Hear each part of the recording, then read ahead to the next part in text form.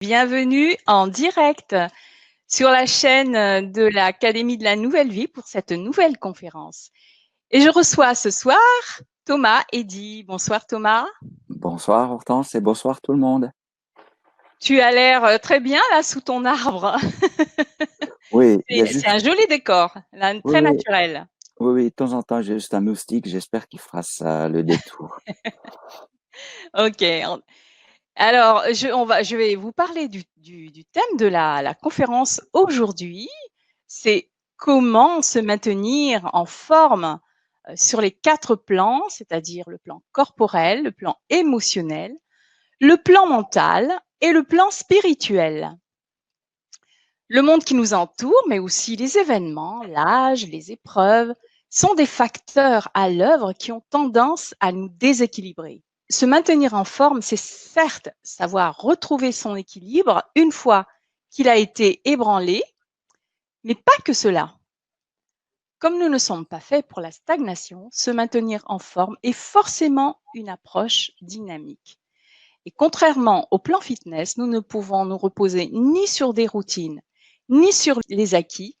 Seul le changement nous maintient dans le cycle de la vie.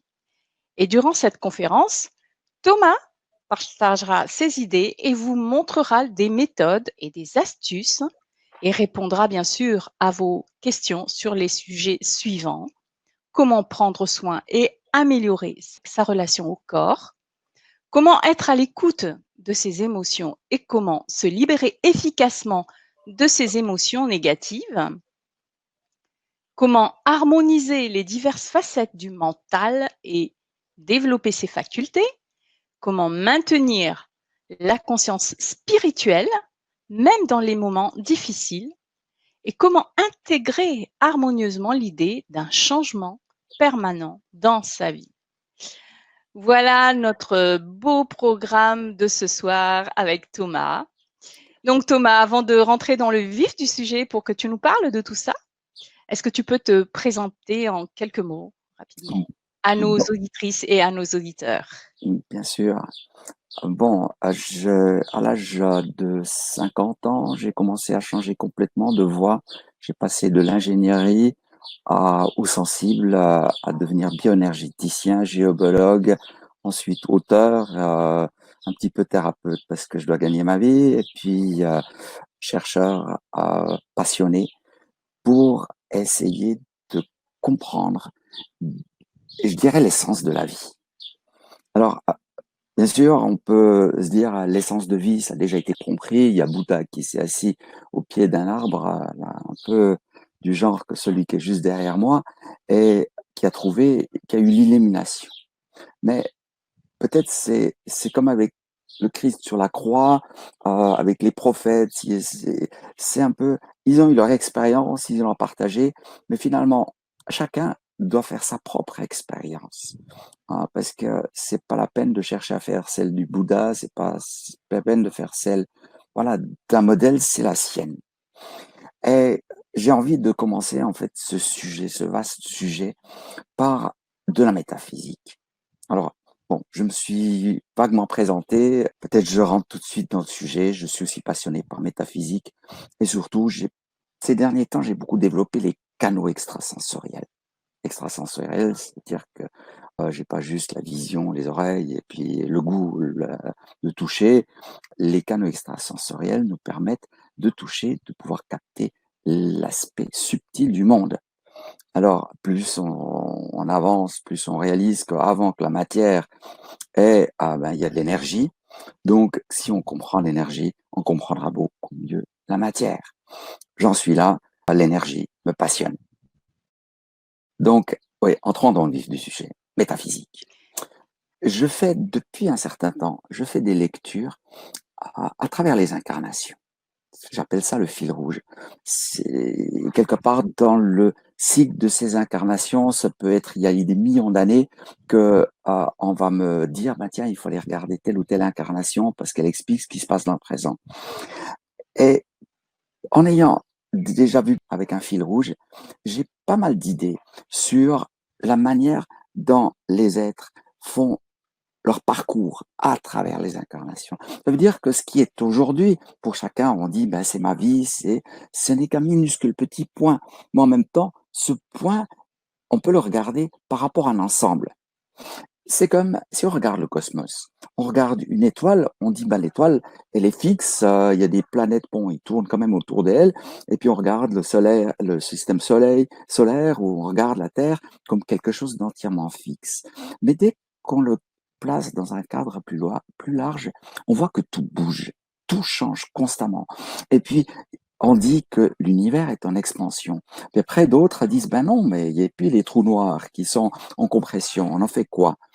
Ça veut dire qu'il y a coexistence dans l'univers entre expansion et puis compression. Et dans nos vies, c'est exactement la même chose. Nous avons de l'expansion et nous pouvons avoir de la compression.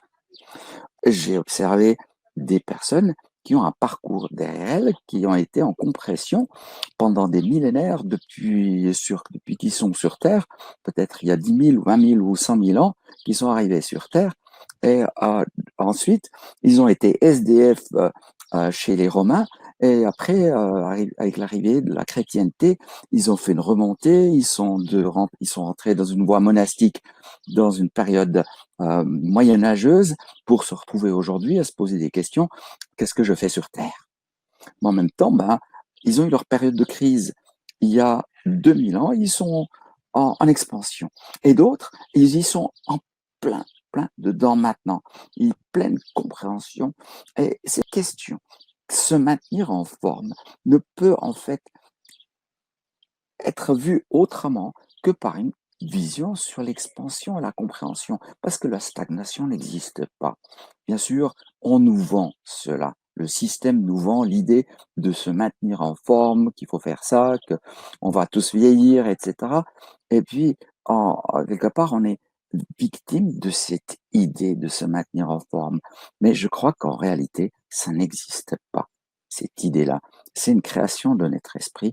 Donc, il faut chercher autre chose que se maintenir en forme pour pour que notre vie fasse un sens par rapport à un tout. Parce que c'est ça, finalement, qui est si passionnant. C'est de pouvoir, parce que d'une part, peut-être qu'on ne sait peut-être pas assez, c'est nous bénéficions toujours de ce que nous avons déjà fait, ce que nous avons déjà développé, toutes nos compétences. Donc, ce que nous faisons aujourd'hui, c'est se dire, bah, tiens, qu'est-ce que je fais avec tout ce que j'ai déjà fait? Est-ce que tout ce que j'ai fait, est-ce que ça fait un sens? Est-ce que ça fait pas de sens? Est-ce que ça guide ma vie, ça l'ouvre? Ou est-ce que je suis juste dans un cul-de-sac en compression? Donc, cette première question, chacun peut se la poser. Est-ce que je suis en compression? Est-ce que je suis aujourd'hui en expansion?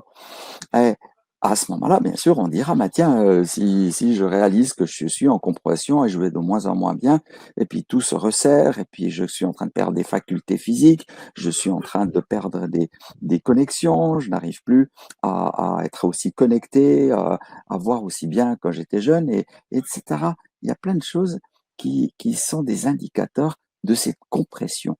Et à ce moment-là, cette compréhension-là, de voir ça dans un cadre plus loin, elle peut effectivement apporter déjà des idées. Comment est-ce qu'on change la dynamique pour que cette vie ou le présent soit dédié à l'expansion? Parce que dans l'expansion, tout ce qui vient est destiné à croître. Tout ce que nous acquérons, nous faisons comme travail sur notre corps, sur notre esprit, sur notre mental, est destiné à poser les bases de quelque chose qui vient plus tard dans cette incarnation ou plus tard dans une autre. Mais ça, c'est vraiment la construction de notre fil. Et j'observe bien des personnes qui sont justement dans cette dynamique de croissance et d'autres qui sont dans la dynamique de croissance, de décroissance, de compression que j'essaye alors on peut dire, de stopper, d'inverser. Alors, ce que je vais partager aujourd'hui, ou ce que j'ai envie de partager, c'est un peu des points de vue qui permettent justement d'inverser ou d'aller dans une idée d'expansion. pas comme un fitness, je veux me maintenir, même si j'ai utilisé ce mot au départ. Puis quand j'ai commencé à réfléchir, mais qu'est-ce que j'ai envie de dire, se maintenir? Mais j'ai dit: «Mais attends Thomas, qu'est-ce que tu as fabriqué? Se maintenir, ça fait pas sens. Personne se maintient, je ne me maintiens pas. Pour que ma vie aujourd'hui ait un sens, il faut qu'il y ait encore quelque chose qui croise jusqu'à ma mort. Je devrais faire croître quelque chose. Donc il faut que j'ai des projets, je dois avoir quelque chose devant moi qui me porte. Parce que le jour où j'ai plus de projet, je dirais, bon, ok, maintenant c'est bon, je m'en vais. Je pense que quelque part, ces questions se posent pour chacun d'entre nous. Comment avoir des projets jusqu'à la fin de sa séquence d'incarnation? Voilà, c'est la petite introduction. Est-ce qu'il y a déjà des questions par rapport à est-ce que vous voudrez des éclaircissements par rapport à ce que j'ai expliqué ou présenté? Alors, est-ce que vous avez des questions? Manifestement non. Ok, bon. Alors, comme j'ai un point de vue énergétique, et le point de vue énergétique essaie d'être aussi global possible pour comprendre comment nous sommes faits. C'est peut-être c'est très ésotérique parce que chaque fois qu'on divise l'être humain, cette division est toujours artificielle. Même si on parle d'un être humain avec le corps et puis d'un corps astral, puis d'un corps mental et puis de l'âme, etc. Ce sont des divisions. On peut dire qu'elles sont artificielles, mais en même temps, elles nous servent, elles nous sont infiniment utiles pour comprendre les choses. Alors, je vais aller parler de cette division en vous présentant une petite image. Alors ici, au niveau de l'incarnation, nous nous retrouvons avec trois corps. Le corps physique, le corps astral et le corps mental. Et ce sont vraiment des entités qui sont unies. Et si je dis maintenir, se maintenir ou s'occuper de chaque corps, c'est vraiment que chaque corps, chaque partie de ce corps a autant d'importance. Le corps physique n'a pas plus d'importance que le corps mental ou le corps astral n'a pas plus d'importance que le corps mental. D'ailleurs, je trouve parfois cela dans les blocages ou le dysfonctionnement des personnes, c'est qu'ils ont attribué à un certain moment de leurs incarnations plus d'importance, par exemple, au cœur qu'à l'esprit. Ou d'autres pensent que le corps physique, comme les Grecs qui disaient, eh ben, il faut s'occuper du corps physique parce que c'est le corps physique qui permet d'avoir un bon corps mental. Ce sont des idées que j'appelle un peu erronées, puisqu'elles créent un déséquilibre dans ce trio qui, normalement, devrait être parfaitement harmonieux et que dans une recherche de santé, de bien-être, d'expansion, eh bien, chaque partie de ce corps d'incarnation, voilà, de cette incarnation, devrait recevoir de l'attention. Je dirais un petit peu plus tard de quelle manière nous pouvons accorder de l'attention à ces parties. Beaucoup de choses ont déjà été dites par d'autres personnes qui sont des spécialistes plutôt d'un aspect plutôt qu'un autre.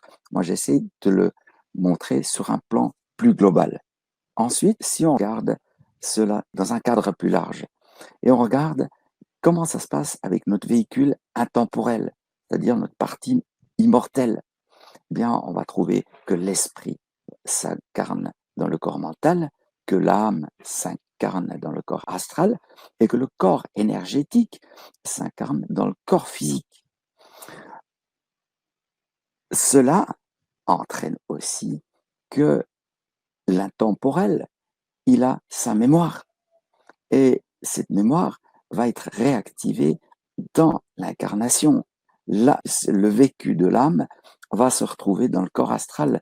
L'expérience de l'esprit ou ce qui se passe avec l'esprit va se retrouver dans le corps mental et toutes nos blessures physiques, nos traumatismes physiques vont aussi se retrouver aujourd'hui dans le corps physique. S'il y a vraiment ces trois aspects de la mémoire d'incarnation antérieure qu'il s'agit de prendre en compte quand il s'agit de comprendre de quelle manière on peut maintenir, développer, soigner les blessures de notre véhicule physique. Et si on regarde encore plus loin, parce qu'on a parlé du spirituel, je considère que le spirituel, il englobe le tout, ou c'est-à-dire que le spirituel, il contient le tout. Donc, c'est pas juste un petit truc additionnel que l'on greffons. La spiritualité est comme je l'ai appelé un petit peu la conscience suprême, c'est la partie de notre être qui réunit le tout, qui est au sommet de tout hiérarchiquement et qui va aussi certainement donner un sens à ce véhicule, à nos incarnations. Donc, voilà ce que j'ai à dire sur un modèle tel que je l'utilise pour essayer d'équilibrer quand l'équilibre n'est pas là. Je sais qu'il n'y a rien là-dedans qui est plus important, même l'esprit n'est pas plus important que l'âme, la conscience suprême n'est pas plus importante que l'esprit ou l'âme et tout. Il y a simplement une organisation et que chaque partie dans cette organisation a son rôle à jouer. Merci.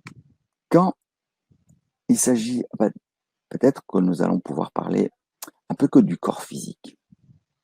Bien sûr, il y a beaucoup de pratiques qui prennent soin du corps physique. Et je crois que là, j'ai quasi presque rien à ajouter pour toutes les personnes qui font du yoga, qui font du tai chi, qui font du qigong et qui prennent soin de leur corps énergétique. Tous ces arts martiaux, toutes ces disciplines, toutes ces méthodes qui permettent de quelque part de faire croître la conscience que nous avons du corps, elles sont vraiment excellentes et j'ai vraiment rien à rajouter. Peut-être ce que je peux partager, c'est que j'ai dit, bah, tiens, il y a vraiment un truc que je veux travailler, c'est l'équilibre. Et je me suis trouvé une planche d'équilibre. C'est vraiment pas cher, c'est une petite planche, dessous il y a une boule. Et après j'ai regardé des vidéos, je dis, bah, il y a des danseuses qui font des figures extrêmement compliquées sur une planche d'équilibre. Moi, j'arrive à peine à tenir debout là-dessus sans pas pendant 3 secondes.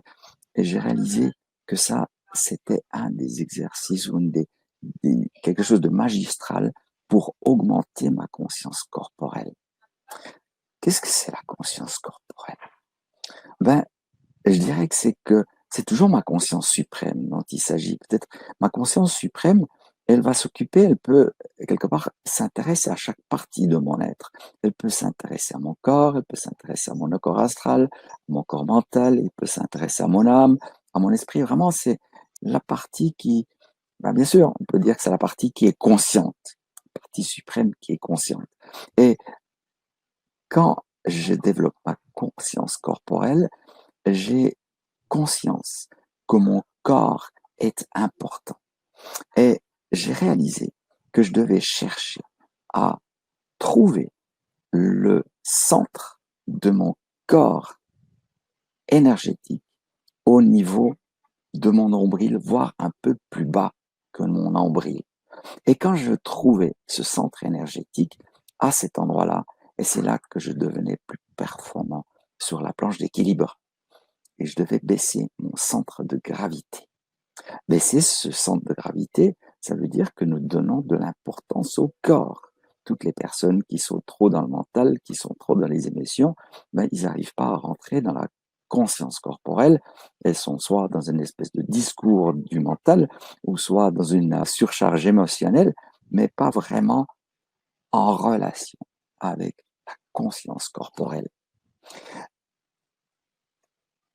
Ça, pour moi, ça relève d'un premier outil de, quelque part, d'expansion, lié lié au maintien ou l'expansion de ma forme, c'est de dire qu'il faut que je prenne soin de mon corps énergétique en lui accordant autant d'attention que les autres. Donc j'ai un moment durant ma journée où je suis avec mon corps énergétique et aussi physique, bien sûr. Et quand je suis avec mon corps énergétique, je suis vraiment dans cette conscience. Ma focalisation est vraiment tout en bas, en dessous de mon nombril. Et c'est là que mon corps vibre le plus intensément. Voilà ce que je pourrais dire de cet état d'activation de la conscience corporelle. J'aurais envie d'en parler plus ou voilà, je pense que je le ferai dans l'atelier qui suivra. Mais là, déjà, pour tous ceux qui ont envie de développer leur conscience corporelle, je vais pas faire de la pub pour du matériel de sport, mais vraiment, s'il y a vraiment un petit gadget qui vaut la peine de se procurer, c'est une planche d'équilibre parce que ça permet de mesurer très rapidement où on en est dans sa conscience corporelle. Ça ne pardonne pas, ni on peut d'ailleurs faire tous ces exercices, on peut se mettre sur un pied et de voir de quelle manière on trouve son équilibre. C'est une des facultés qui partent avec l'âge, c'est l'équilibre. C'est pour ça que les personnes se trouvent des cannes parce qu'ils ne tiennent pas, ils ont peur de tomber. Plus on a peur de tomber, plus on se déplace mal. Et puis voilà, c'est un espèce de cycle dans lequel on rentre. Et j'avais surtout pas envie de rentrer là-dedans. J'ai envie de rester dans cette conscience corporelle le plus longtemps possible. Merci. J'ai juste une question de Jam et Al. Jam plus Al, en fait. Notre être est-il la conscience suprême?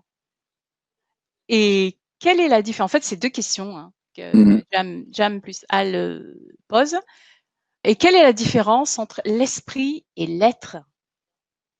Ok, je ne peux donner que mon point de vue parce que Sûr. pour mon point de vue ou de ce que j'en comprends aujourd'hui. La conscience suprême, c'est très difficile à dire ce que c'est parce que au fond, c'est comme pour une pomme jaune de réaliser qu'elle est jaune. Elle est jaune, c'est sa nature. Donc, elle peut pas avoir un regard sur sa propre, difficile d'avoir un regard sur sa propre nature. Et de la même manière, c'est difficile d'avoir un regard sur notre propre état d'être avec une conscience suprême, parce que nous serons obligés de quelque part de sortir de notre être pour nous regarder, ce que nous ne pouvons pas faire. Donc, voilà, on arrive à la métaphysique. Je dirais simplement, c'est cette partie qui va contempler le reste ou qui va regarder le reste. La conscience suprême, c'est elle qui va regarder le reste. Et le reste, c'est tout ce qui c'est l'esprit. Donc l'esprit, c'est la partie qui est liée à la verticalité du monde. La verticalité du monde, c'est l'intelligence, on peut dire l'appeler l'intelligence divine. C'est une grande glue universelle qui tient le monde ensemble par son infinie intelligence. Comme il y a une autre glue cosmique qui tient le monde ensemble par l'amour. Et ça, à ce moment-là, ça donne la naissance à l'âme. C'est-à-dire par l'esprit, nous sommes en connexion avec la glue qui est l'intelligence universelle, et par l'âme, nous sommes en connexion avec cette glue qui est l'amour universel. Ces deux principes de notre être qui sont connectés à des principes différents. C'est mon point de vue, mais plus que ça, ce point de vue a été éprouvé dans beaucoup de situations pour régler, pour harmoniser ou voir pour lever des blocages dus à des mécompréhensions et de cela. Voilà, c'est pour ça que j'arrive à cette vision-là. OK. Merci beaucoup. Voilà, Jamal, donc oui, il y a des personnes à côté de toi là. On les entend. Ok, j'espère que ça va, que ça posera pas. Alors, voilà, je n'ai plus d'autres questions pour le moment, donc on peut continuer, si tu veux bien. Oui.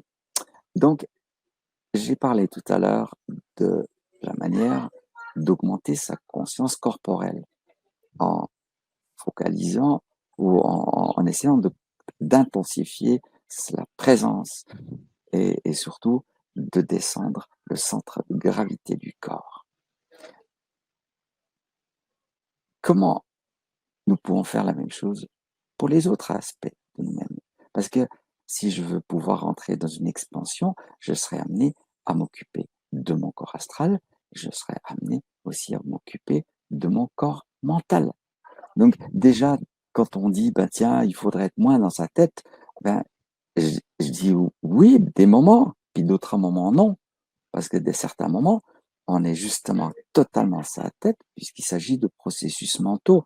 Et là, quand je vous parle, ben, ma tête, elle est bien obligée de fonctionner, mais elle doit fonctionner bien. Je dois savoir ce que je veux dire. Mes circuits énergétiques doivent être partout, doivent être en super forme pour réussir à traduire quelque chose qui se trouve sous forme d'idées quelque part, puis ensuite ça doit prendre forme, ça doit être jusqu'à ce que ça sorte par une parole. Et ça, c'est entièrement mental. Le corps, il fait qu'une chose, c'est que c'est le support du verbe. Le corps, il est utile juste pour produire des vibrations, mais ce n'est pas mon corps qui produit, qui transforme mes idées en mots. C'est encore une fois le mental. On va chasser les bègues. Les bègues, ils peuvent avoir un problème, c'est qu'ils veulent les idées dans la tête, c'est tellement vite que leur corps ne suit pas. Ça peut arriver. Moi aussi, des fois, j'ai les idées qui vont très vite et puis que mon corps ne la suit pas, ça m'arrive aussi. Donc, comment nous pouvons accepter d'entrer dans une expansion par rapport à notre corps mental et rentrer dans une expansion par rapport à notre corps astral, par rapport à notre sensibilité, notre émotivité? Eh bien, j'ai 10 idées là-dessus. Et j'ai déjà envie de les partager un peu dans cette conférence. Je commence avec le corps astral. Le corps astral, comme je l'ai dit, il est lié à nos émotions. Il est lié à l'amour. Il est lié aux connexions que nous avons, la relation que nous avons avec nous-mêmes et que nous avons avec les autres. Et par quoi est-ce que ces connexions sont perturbées? En général, elles peuvent être perturbées par du mental, c'est-à-dire des idées, des choses, du parasitage mental. Puis ensuite, le corps astral peut être perturbé par des accumulations d'émotions négatives qui existent sous une forme bloquée dans le corps astral. On peut être pris dans la peur. C'est des choses qu'on voit aujourd'hui extrêmement fréquemment. On voit que beaucoup de personnes qui ne sont pas sorties de leur peur. Ils ont reçu pendant 2 mois des images, ils ont été quelque part drogués avec des images qui ont généré la peur et ils ne se sont pas encore libérés de cette peur et ça se voit et ça se sent. Et c'est des personnes qui portent ces séquelles. Et comment se libérer de ça? Ça, c'est vraiment la question parce que ça arrive dans la vie des situations qui sont anxiogènes ou qui vont le provoquer. Et ensuite, on doit se soigner, on doit pouvoir lâcher cela. Et pour pouvoir le lâcher, qu'est-ce qu'on en fait? Et une des choses, vraiment, je dirais, une des recettes que j'ai envie de partager, c'est de pouvoir se dire que je ne suis pas mes émotions. Et vous non plus, vous n'êtes pas défini par vos émotions. Les émotions sont juste là, ils vous traversent. Donc, même si vous êtes dans la peur, même si vous êtes dans l'anxiété comporte du mental, c'est un peu plus difficile de se débarrasser de l'anxiété. Mais en tout cas, la peur, c'est ou de la haine, ou de la tristesse, ou de la colère. Eh bien, l'émotion ne fait que de traverser et ne devra jamais définir un être. Et si vous avez des problèmes avec une de ces émotions et que vous avez l'impression qu'elle vous cause un problème, dites-vous d'abord, cette émotion n'est pas moi et je vais la rendre. Alors à qui rendons-nous nos émotions? Ben, nous rendons à la terre. J'ai compris ça je crois qu'il y a 20 ans. J'ai vu un film parlait d'une situation apocalyptique où il y avait l'acteur Kevin Costner qui jouait. Et j'adore Kevin Costner, j'adore cet acteur parce qu'il est capable d'aller dans des émotions, d'aller dans des émotions extrêmes et de les susciter chez le spectateur, le cinéphile.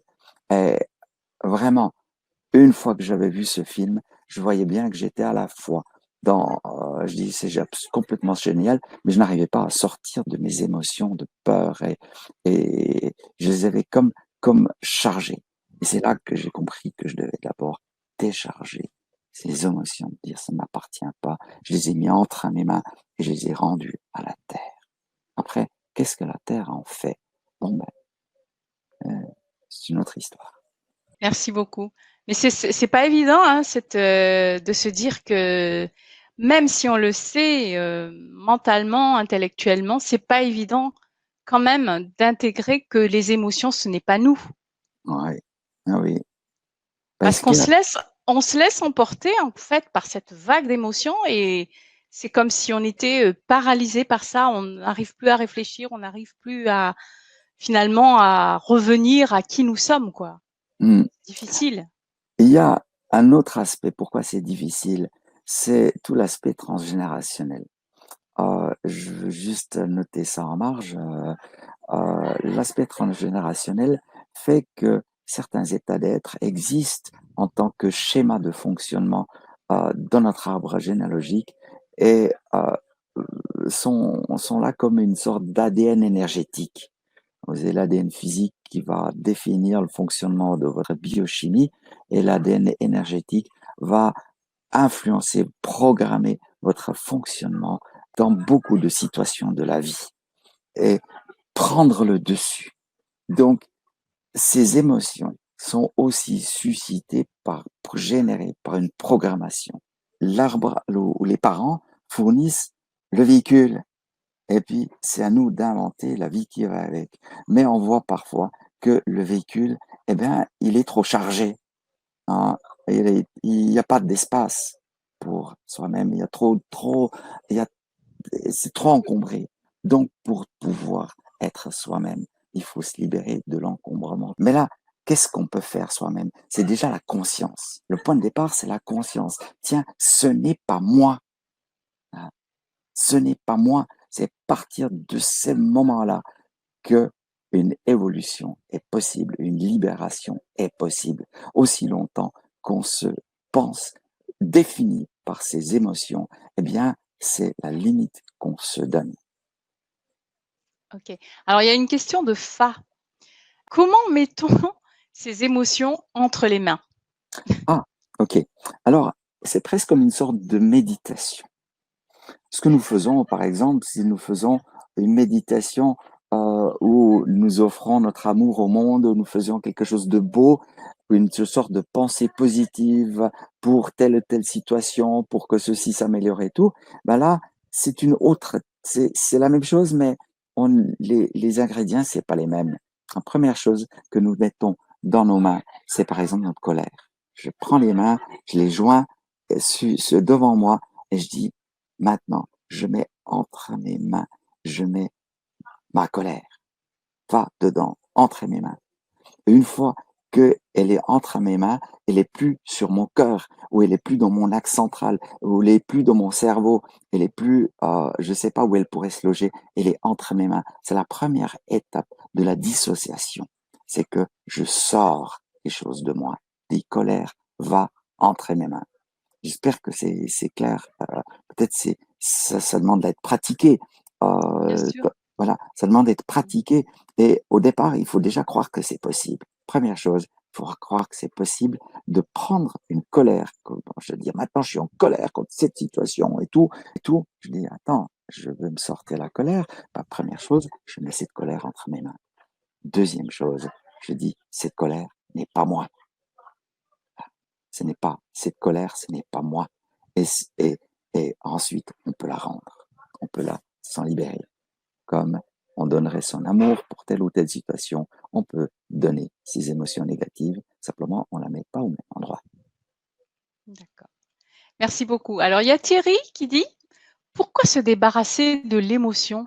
Ce que je veux dire, ce n'est pas par amour du divin qu'on vit une émotion?»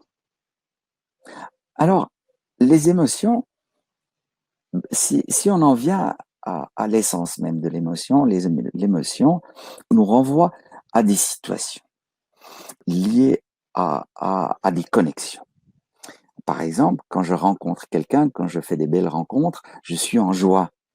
Quand je perds quelqu'un ou je perds quelque chose, une perte, eh bien, c'est la tristesse. Donc, c'est une information. Et la colère, c'est de l'irrespect. Et puis, la peur, bah, c'est de la menace. Ça, c'est complètement essentiel. Et je peux accueillir l'information. Je dis, OK, maintenant j'ai accueilli, je sais, j'ai accueilli, j'ai compris, mon émotion a quelque chose à m'apprendre. Mais une fois qu'elle m'a appris quelque chose, elle n'est pas obligée de rester. Ma colère n'est pas obligée de rester. Je peux dire, OK, elle m'a appris quelque chose sur une situation d'irrespect que je suis en train de vivre par rapport à moi, par rapport à quelqu'un d'autre et tout. Mais si je reste dedans, ben, je vais être colérique ou quelque part mon corps va payer la facture parce que je reste dedans. Donc, sortir ou entre guillemets se débarrasser d'une émotion, c'est avoir accueilli l'information, puisqu'une émotion, c'est une information. Merci, d'accord. Moi, en tout cas, j'ai compris la réponse. Donc, bah, pour le moment, on n'a pas d'autres questions, donc on peut continuer. D'accord. Maintenant, on peut parler un peu du mental. Qu'est-ce que je fais pour m'occuper de mon mental? Une des considérations principales, c'est de se dire que nous avons tous un cerveau physique qui se différencie en quasi zéro, il y a quasi aucune différence avec le cerveau d'un génie comme Einstein et d'autres, ou un musicien, ou bien un acteur, ou bien il n'y a pas de différence. Sur le plan physique, nous avons tous le même cerveau, nous avons, entre guillemets, tous le même potentiel. Mais qu'est-ce qui fait que les uns y déploient leur intelligence, leur capacité, et d'autres sont complètement bloqués? Déjà, ça commence tôt, ils sont dévalorisés ou se dévalorisent eux-mêmes, ainsi de suite, ils n'arrivent pas à construire des compétences, ils restent médiocres dans la faculté. Qu'est-ce qui fait cela? Si c'est pas le corps physique qui le fait, il faut trouver la raison ailleurs. Donc, on doit la trouver dans des aspects énergétiques et subtils.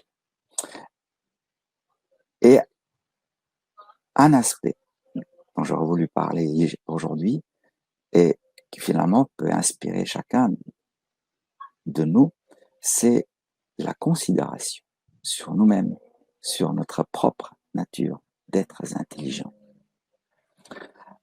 Il y a dans le corps mental un grand nombre de centres énergétiques. On pourrait appeler ça des petits chakras, mais peu importe, ce sont des centres énergétiques qui ont cette même importance et qui permettent d'alimenter notre corps mental en énergie. Aussi longtemps que chaque partie de notre corps mental est alimentée en énergétique, il fonctionne au maximum. Quand l'énergie vient à manquer, par exemple, je donne l'exemple du blackout, c'est peut-être un des plus classiques, situation d'examen, stress, l'examinateur est devant moi, moi j'ai appris toute ma matière sur le bout de la langue, je connais tout, je sais tout, et l'examinateur me pose une question, et crac, tout à coup, ça devient noir, j'ai oublié tout ce que je savais, je balbutie quelques mots, mais je m'effondre parce que j'ai l'impression d'être trop nul, il n'y a plus rien qui sort. Ça, c'est quelque chose qui arrive à beaucoup de personnes en situation de stress, d'examen, et qui les invalide complètement. C'est énergétique, il n'y a rien, le cerveau n'a aucun faute, c'est un effondrement. Là, en l'occurrence, en général, c'est le 6e chakra. Mais il y en a 50, il y a 50 ou 60, ou peut-être même beaucoup plus de ces centres énergétiques. En tout cas, 50, je les connais. Et il y en a un très particulier dont je voudrais parler, parce que pour moi, il est fondamental. C'est que juste tout près du 6e chakra, juste peut-être à 1 centimètre en dessus ou un peu à l'arrière, il y en a un auquel j'ai donné le nom d'amour divin. Et qu'est-ce que l'amour divin a à faire dans notre corps mental? Eh bien, je dirais que c'est très important. Parce que c'est comme si le divin a placé sa signature dans notre esprit. C'est pas parce que nous sommes des êtres mentaux que nous sommes déconnectés du divin, mais tout au contraire. Le divin a tout avantage de faire de nous des créateurs, des co-créateurs, donc de nous permettre d'avoir un esprit lumineux. Et ça, c'est l'idée que nous avons nous-mêmes de notre nature.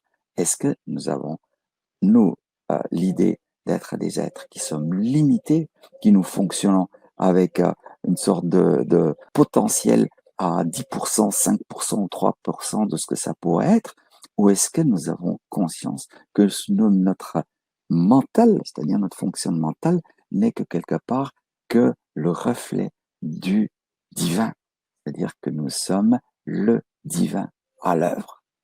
Et ce centre qui s'appelle amour divin, il carbure avec cette idée. Et quand je me respecte moi et que je me respecte moi en tant qu'être intelligent, à ce moment-là, ce centre, il se déploie. Quand je me maltraite, et il y a des familles entières qui, de père en fils ou de mère en fille, ou ainsi de suite, se maltraitent, s'automutilent leur intelligence, leur capacité de se considérer comme des êtres intelligents. Et quand on fait ça, eh bien, ce centre n'a pas sa pleine énergie. Et le résultat, c'est que l'intelligence est entravée.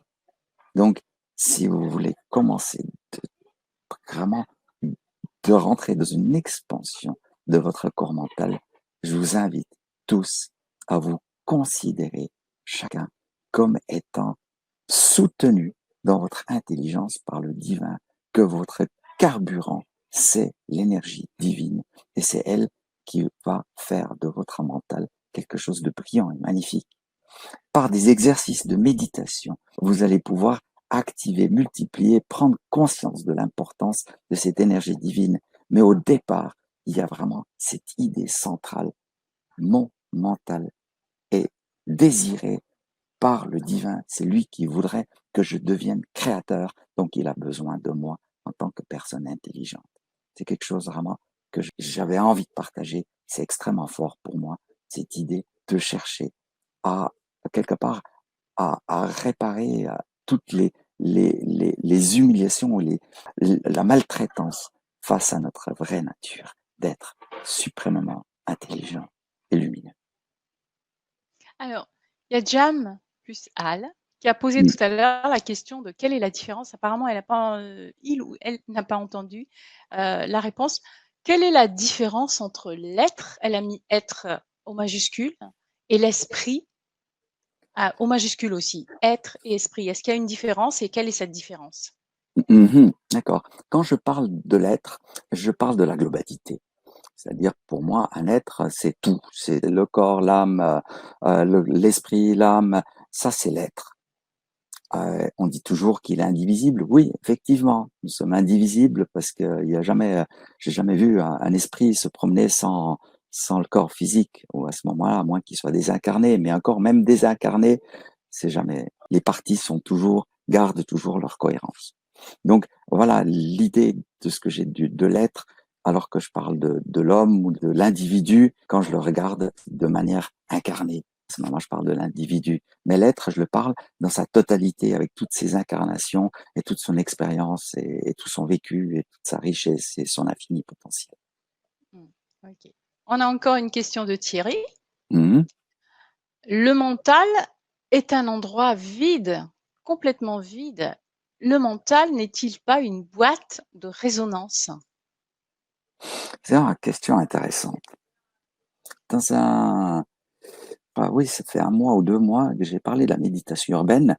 J'ai parlé de certains centres énergétiques dans la tête qui sont, quand on les active, qui renvoient à des états d'être très particuliers. Et il y en a un, mais je l'ai pas donné, je l'appelle ça le centre de la pensée. Alors, il y a un endroit, quand on l'atteint par méditation, on arrive à un endroit où on arrive dans le vide, le zéro pensée. Mais c'est pas parce qu'on a zéro pensée que le mental n'existe pas. C'est pas parce qu'on a zéro émotion que l'émotion n'existe pas. Hein. C'est que ça existe comme une faculté, comme un état de conscience de l'univers. Et même si nous arrivons à le mettre totalement au repos, l'état de conscience dans l'univers ne va pas cesser d'exister. Donc, à travers nos mentales, nous sommes connectés au mental, à tout l'aspect, nous sommes connectés à l'univers. Donc, la question va se poser, quelle est notre partie là-dedans? Est-ce que nous sommes connectés? Est-ce que nous arrivons à nous déconnecter? Est-ce que nous sommes, à quel point nous sommes des créateurs? À quel point nous sommes que des copieurs? Voilà, toutes ces questions peuvent se poser. Mais je crois pas que le mental est vide. Ça, c'est peut-être juste un état de conscience particulier que nous pouvons chercher à obtenir en méditation. C'est ce qu'on appelle cette vacuité, où on a l'impression qu'on touche à une sorte d'absence de pensée. C'est un état, hein, c'est très bien de le vivre, c'est même merveilleux de toucher à cet état, de toucher à ce vide. Mais après, il suffit de lâcher l'état, puis après, notre tête se remplit tout de suite d'idées. Hein. Oui, absolument. Alors, il y a Asna Haïb qui demande: «Quelle est l'influence de la mémoire collective sur notre taux vibratoire?» Est-ce qu'il y a une, Mmh. influence déjà? Je suis un peu prudent, en même temps, bah, j'ai mon expérience personnelle. Quand je suis né, ben, on parlait pas à peine les premières idées sont arrivées en Occident sur ce qu'on savait sur, le corps astral et puis sur le chakra et tout, et à 20 ans, j'avais un livre merveilleux qui commençait à parler de comment on pouvait se prendre soin de son être. C'est déjà j'avais ça déjà il y a 20 ans, ça m'a beaucoup nourri, mais en fait, par rapport à ce qu'on trouve aujourd'hui, il y avait peut-être en langue francophone, peut-être une dizaine de livres là-dessus. Et puis aujourd'hui, on en a des milliers. Donc, première chose, qu'est-ce qui fait la différence? Est-ce qu'on peut dire que c'est une fréquence vibratoire qui change ça? Et qui est le facteur? Est-ce que c'est la vibration qui change? C'est une manière de le voir. Peut-être ok, mais comment nous le mesurons? Ben, Mmh. voilà, comment on le mesure? Ben, bien sûr, pour les personnes qui sont pendules, ils vont dire c'est mon pendule que le mesure. Mais moi, je le mesure avec mon regard sur le monde. Ben, des choses où j'étais tout seul il y a 20 ans à me demander est-ce que le corps astral, est-ce que je peux ressentir le corps astral? Je pouvais que quelques rares personnes allaient s'intéresser à ce sujet. Aujourd'hui, où il y a vraiment une abondance d'idées là-dessus, ce qui n'est pas toujours plus facile non plus. Euh, mais voilà, je sais Mmh. pas si j'ai répondu à la question. En tout cas, on peut continuer, hein. Je pense que oui, enfin moi j'ai compris la question, donc j'espère que Asnaraïb a compris, Mais, la réponse aussi, donc mais en tout ouais. cas, l'idée de fréquence de vibration, appliquée à l'idée de l'expansion, elle est intéressante. Parce qu'elle m'intéresse pas mal à ce qui se passe au niveau extraterrestre. Certains y croient, d'autres pas, mais en fait, moi, c'est pas ma tasse de thé. Je me suis intéressé à voir des dessins qui ont été faits, parce que c'est des dessins et jamais de photos, des dessins qui ont été faits de forme extraterrestre. Et puis, je me suis amusé à dire, mais tiens, quelle est leur vibration? Et je les mesure avec mon propre regard, hein, avec mes propres moyens. C'est toujours mon propre regard, ça n'a rien d'absolu. Et je vois que certaines de ces formes extraterrestres ont une vibration 2 fois plus élevée que la nôtre. Et je me dis, ben d'accord, ce qui fait que ces êtres peuvent nous amener quelque chose, effectivement, c'est quand ils ont une vibration. D'autres formes extraterrestres ont peut-être une vibration 2 fois plus faible, ou même pire. Bon, ben alors, donc ils vont commencer à se nourrir de nous. Moi, je préfère me dire que j'essaie de me nourrir à la source et de chercher à grimper autant que je peux en vibration, parce que c'est aussi dans cet état que je suis le mieux immunisé et que je suis quelque part, je suis le plus à même d'évoluer. Je suis le moins sujet aux intoxications de toutes sortes quand j'ai mon état vibratoire qui est élevé. OK, d'accord. Alors, il y a une, dernière question de Fala. Alors, tu parlais tout à l'heure de méditation. Elle dit: «Je ne comprends pas pourquoi certaines personnes qui méditent beaucoup, comme en Inde par exemple, subissent parfois un sort misérable. Est-ce que c'est lié?» Enfin, je vais dire, est-ce que c'est parce que, on médite qu'il faut et le sort misérable, peut-être que c'est assez subjectif comme sort misérable, comme de dire que c'est un sort misérable, je ne sais pas. Enfin, je dis ça, mais c'est mon point de vue aussi. La question est, pourquoi est-ce qu'on médite? C'est peut-être la première Oui, la question question en à fait, poser. c'est pourquoi il y a des gens qui méditent et malgré tout ces personnes-là sont malheureuses quand même, Ouais. ont Ah, un sort misérable. C'est l'expression que Fa a utilisée.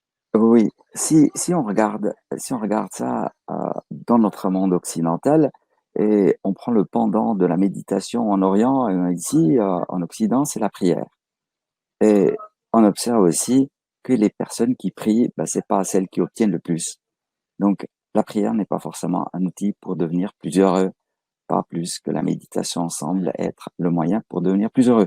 Il faudrait essayer de savoir plus ou de creuser ou essayer de creuser. Mais pourquoi il médite? J'ai connu une personne qui a dit, bah, qui s'est mis dans la tête que si elle méditait beaucoup, elle allait pouvoir échapper aussi des incarnations. Ok, c'est une idée, c'est sa motivation. Si elle va réussir, c'est une autre histoire. Mmh. Voilà. D'accord. Merci beaucoup. Ah, écoute, on va pouvoir continuer alors. Oui, Et puis on va parler de l'atelier que tu vas proposer. C'est le jeudi 9 juillet. oui. Voilà. Après. Alors, il y a encore un aspect, puisqu'on a parlé du corps Mhm. physique, du corps émotionnel, de l'astral, de l'esprit. Il reste le spirituel. Je me suis demandé, mais au fond, qu'est-ce que ça touche finalement, ça touche ce qu'on vient de dire. Une expansion au niveau spirituel, ça veut dire que nous cherchons un sens de tout cela. J'ai dit tout à l'heure, je dois trouver le sens. Pourquoi je médite? Pourquoi je fais cela? Et ça, pour moi, c'est vraiment une recherche spirituelle, c'est pouvoir donner un sens à ce que nous faisons. C'est pas forcément évident quand on est en crise spirituelle, ben on est en crise et puis on va pas le trouver. Ça fait partie de la vie, les crises.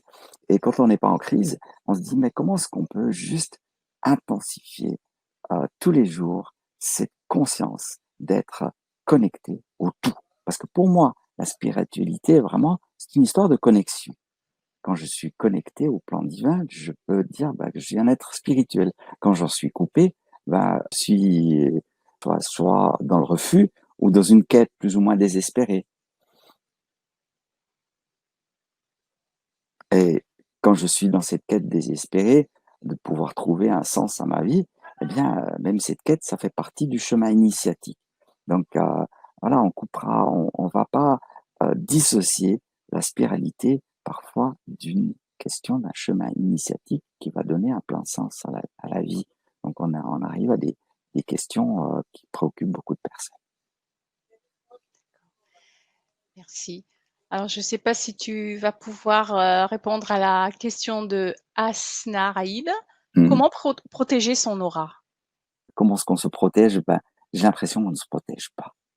La seule vraie protection, c'est de se développer, de se purifier, de croître en énergie. Ça, c'est vraiment ce qui nous permet de nous protéger, puis aussi de sortir des fausses croyances par rapport à cela. Parce que plus je prends des gris-gris, je m'associe à des égrégores de lutte contre les forces maléfiques, de ceci et de cela, eh bien, chaque chose contre laquelle je lutte, je la nourris par ma lutte. Donc, si je suis contre la magie noire et je lutte contre la magie, c'est encore là-dedans que j'ai le risque le plus d'être attaqué moi-même, puisque je fais partie d'un égrégore qui vit grâce aux personnes qui combattent.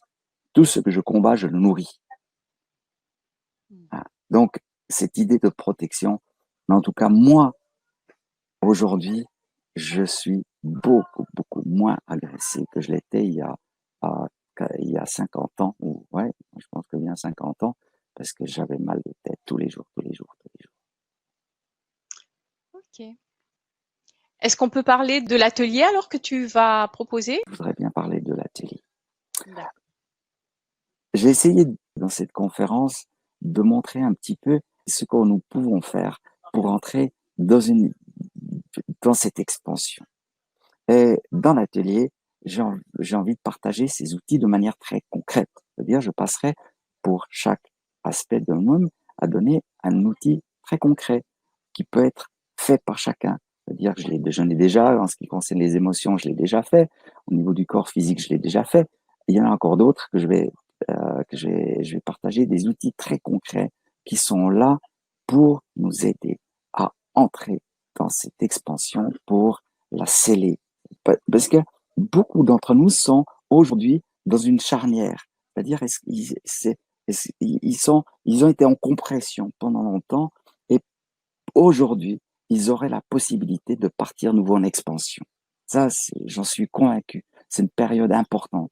Comme il y en a une importante entre 1000 et 1200 de notre ère, et puis qu'on est autour des Romains, aussi une période qui correspond à ça, une période charnière où beaucoup de personnes ont pu vivre un peu le fond du trou et pouvoir partir, repartir. Et j'inscris cet atelier dans cette idée de la charnière. Comment je peux pleinement profiter de l'énergie de maintenant, de ces temps où finalement il y a une grande liberté de s'exprimer, de partager nos idées qui existent. Elles ne sont pas combattues par les religions, elles ne sont pas étouffées par cela. Donc, vraiment, nous pouvons parler de tout ça. C'est vraiment pour nous réparer et pour donner un nouvel envol à une direction que peuvent prendre nos vies. OK. Alors j'ai quelques précisions à donner aussi, hein, par rapport à cet atelier justement, parce que je suppose que vous voulez savoir de quoi il s'agit. Vous allez pouvoir regarder toutes les informations concernant l'atelier, de Thomas, donc en cliquant, hein, sur l'offre que vous voyez dans le chat.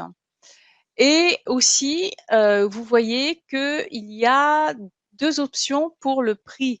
Vous avez la possibilité de prendre l'atelier pour 37 € que vous pouvez payer en 2 fois, donc 18,50 €, mais en version non téléchargeable, donc de l'atelier. Ou alors, vous avez la possibilité aussi d'avoir la version téléchargeable de cet atelier, ainsi que le fichier audio, mais pour 10 € de plus, donc 47 €, et mais avec possibilité aussi de payer en 2 fois. Voilà pour les précisions sur le plan, on va dire, matériel. Voilà. Donc, est-ce que vous avez d'autres questions ou est-ce que tu veux rajouter quelque chose, En tout cas, Thomas? non, maintenant, je crois que j'ai à peu près dit tout ce que je voulais dire. S'il y a encore des D'accord. questions, je réponds volontiers. Hem, Allez-y. Alors, si vous avez d'autres des questions, profitez-en. Je vous invite donc à regarder donc, dans le chat, hein, cliquez sur le bouton, «Je profite de l'offre». Voilà, c'est un petit bouton rose. «Je profite de l'offre». Vous cliquez là-dessus. Vous aurez tous les renseignements concernant donc, l'atelier de Thomas. Voilà. Alors, on attend vos questions. Si vous avez encore, des questions à poser à Thomas, que ce soit, sur le contenu de la conférence ou sur le contenu, de l'atelier que vous allez prendre. Voilà, donc autre chose aussi, c'est que pour les personnes, vous allez avoir un replay et pour les personnes qui regardent en replay, vous allez trouver descriptif de l'atelier dans le lien qui se trouve sous la vidéo. Donc que ce soit sur le site de l'académie ou sur YouTube. Voilà. Alors, il y a Christine qui pose la question suivante. Être dans l'acceptation de tout, est-ce que c'est être dans la passivité? Bonne question. Bonne question pour moi aussi. Mmh, Merci. Merci Christine. mmh. J'ai juste une petite pensée pour un film que j'ai vu qui s'appelle Yes Man. C'est sur ça se trouve ce film, il est magnifique à voir. C'est l'histoire d'une secte où il s'agissait de dire oui à tout et bien sûr que bon, j'ai pas besoin de se parler de film, mais en fait, si vous le regardez, vous passez un très bon moment. Et la réponse est finalement la même, c'est que, non, il s'agit pas de dire oui à tout. Comme il s'agit pas d'être toujours d'accord avec, tout ce qui nous est présenté, ni être dans, heu, l'idée plutôt, c'est d'être soi-même. Être soi-même, ça veut dire que nous sommes une singularité. C'est-à-dire que nous ne sommes pas là pour être conformes, un modèle conforme, parce que ça, à la rigueur, ça existe chez les moutons, chez les fourmis, les insectes. Mais nous, on n'est pas là pour être conformes. Et dès qu'on est créateur, on cesse d'être conforme. On va déjà faire quelque chose qui diffère par rapport à ce qui existe. Donc, quelque part, dire oui à tout, être en harmonie et tout. Non, déjà le créateur, dès qu'il a une idée, il est plus en harmonie parce que ce qu'il est créé, n'existe pas. Puis dès qu'il dit, ça n'existe pas, bon, il se dit, alors, qu'est-ce que je fais? Il est dans des terribles états d'anxiété pas réussir, il est dans toutes ses émotions parce que, etc., etc. Donc, être créateur, c'est parfois loin de la zénitude. Et pourtant, c'est ce que nous sommes appelés à être. Donc, euh, peut-être que le problème est plutôt celui d'un équilibre à trouver entre ces moments de création et des moments d'acceptation de ce qui est, hein. C'est l'équilibre. Et voilà, c'est ça. C'est comme la compréhension et l'expansion dont j'ai parlé au début. Il s'agit de n'être ni dans l'un ni dans l'autre. Parfois, nos sujets, les choses que nous vivons passent dans un acte de compression ou passent dans un trou noir. C'est pour permettre à d'autres de naître. C'est la coexistence des choses. Nous sommes dans le mouvement. Et la même chose pour cette histoire d'acceptation. Il y a des choses que nous pouvons accepter et d'autres qui sont inacceptables et qui vont quelque part susciter nos forces créatives pour essayer de trouver autre chose. Je sais pas si j'ai pu répondre à cette question. Merci. D'ailleurs, Christine rajoute donc dans le sens de ne pas lutter, car la lutte nourrit ce quoi envers on lutte. C'est bien ça? Parce que Mais tu en as oui, parlé tout à oui, l'heure. oui, oui, oui. C'est-à-dire que si je suis dans la création, je ne crée jamais quelque chose contre quelqu'un. Je le crée pour quelque chose de nouveau émerge. Si je suis pour une nouvelle vision du monde, pour une nouvelle vision de l'être, pour une nouvelle, c'est parce que je ne lutte pas contre l'ancienne. Hein. C'est que si aujourd'hui on voit que nous sortons peu à peu des religions de certains lieux, je suis pas contre les religions, ils ont leur raison d'être. Simplement, c'est que je suis pour le nouveau qui doit émerger. Mmh. Donc c'est là que je mets fait force créative dedans. C'est beaucoup Voilà, plus simple. tout à fait. Merci beaucoup pour toutes, ces précisions. Alors si vous avez encore des questions, c'est le moment, de poser vos questions. Sinon, ben, on te remercie beaucoup, Thomas. Il y a déjà toutes les personnes. Il y a Joël qui dit merci, Christine dit merci, Jam plus Al dit merci beaucoup Thomas pour cet échange et cet Oui. éclairage qui me fait du bien. Donc voilà. Et aussi Donc, merci pour les questions, parce que pas à travers les questions, je peux vraiment ressentir une connexion, cette connexion et interagir et apporter les points de vue qui sont, ouais, ils sont quand même basés sur beaucoup de travail. Et d'accord. voilà, je suis très heureux de pouvoir partager cela.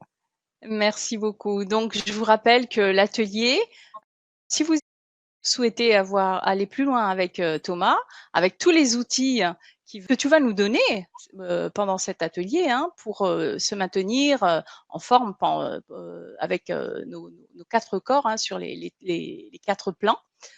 Donc, c'est pour le jeudi 9 juillet à 20h30, comme aujourd'hui, en direct. Et donc, vous avez toutes les informations dans le chat. Vous cliquez sur le petit bouton rose.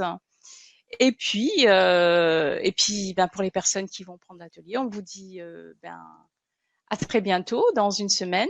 Et pour les personnes qui regardent le replay aussi, je rappelle que vous aurez donc le descriptif de cet atelier dans le lien que vous aurez sous la vidéo. Voilà. Donc, merci beaucoup, Asnia. Merci, Fa. Merci, Christine. Merci de votre présence à tous. Et puis, ben, merci à toi, Thomas. Et moi, je te dis ben, à la semaine Merci. prochaine. À la semaine prochaine. Ok, merci beaucoup Merci. et très bonne soirée à tous. Au Au revoir. revoir.